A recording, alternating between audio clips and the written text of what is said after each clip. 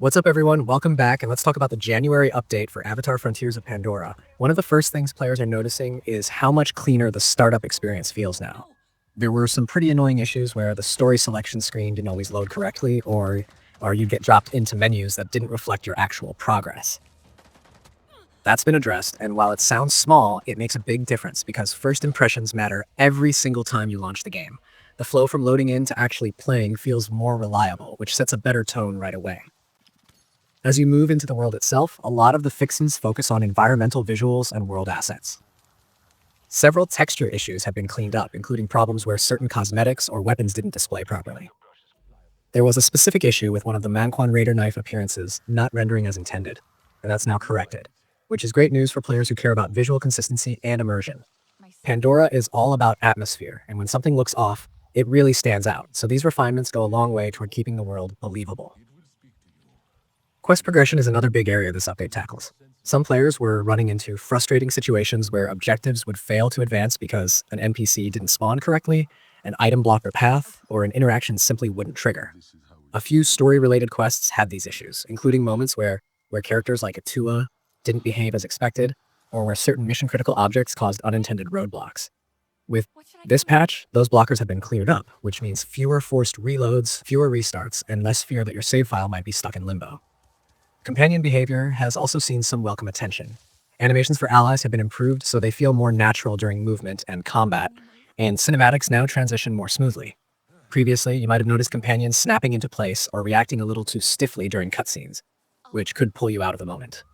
Now, those sequences play out in a way that feels closer to what you'd expect from a cinematic-focused experience like this.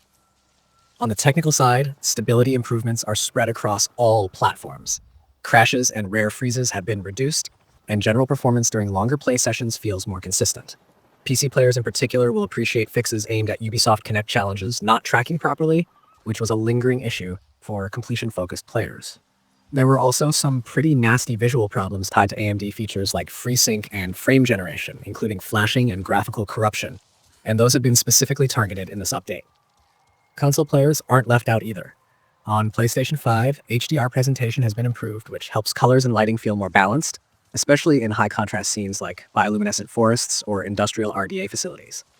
These kinds of tweaks don't always jump out immediately, but once you notice them, it's hard to go back because the image just feels more refined. That said, not everything is completely resolved yet, and the developers have been transparent about that. There are still some known issues being tracked, like certain song chord elements not appearing correctly in menus, occasional UI and localization inconsistencies, and a rare infinite loading scenario tied to a specific quest if you approach it while flying your Ikran. PC players might also notice that some video settings can revert after restarting the game, which can be annoying if you've spent time fine-tuning your setup. Overall, this update feels like a maintenance patch done right. It doesn't try to reinvent the game or distract with gimmicks. Instead, it focuses on making sure the core experience works the way it always should have. Fewer distractions, fewer technical hiccups, and a smoother journey through Pandora from start to finish. If you've been holding off on continuing your playthrough because something felt off or because a quest bugged out on you, this is a really good time to jump back in and see how things feel now. The foundation is stronger, the world feels more stable, and the experience as a whole is quietly better because of it.